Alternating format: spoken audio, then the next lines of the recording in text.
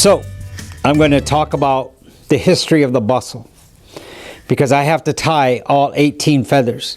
And this is just our outside row, because tomorrow I'm going to bring some more feathers and I'm going to tie another row.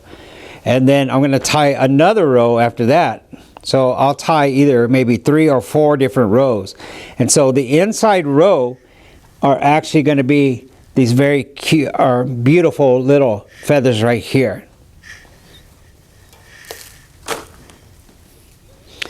And so for aesthetic purposes, for adornment, I want to decorate this bustle. And so we say that it looks like, and it has a conical shape. It looks like a cone, kind of like, you know, the orange cones that you see outside. And so wider at the bottom coming up. And so the wider part will be these feathers that extend out. And so once again, once I tie them all, you see how this takes shape. And so that's the conical shape I'm trying to create.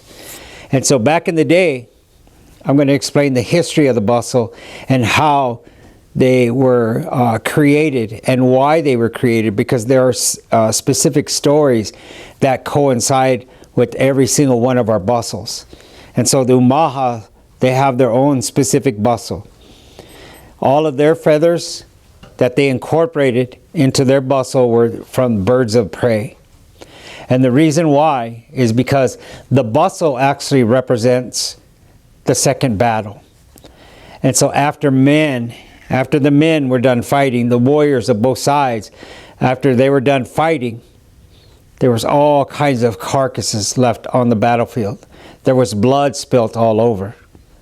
And so understanding that, when the birds would fly around, like the vultures and the hawks, the eagles, the owls, and the ravens, the crows, they would see all this meat that was down below on that battlefield, because not only was it from the warriors, but it was also from the horses. It was also from the dogs.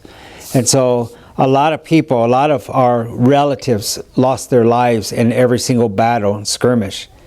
And so for indigenous people, you know, it was actually more harmful to both sides if we took a life of another warrior.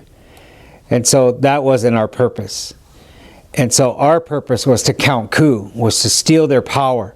And so when I get into the Lakota bustle, I'll explain that whole process and what counting coup actually means.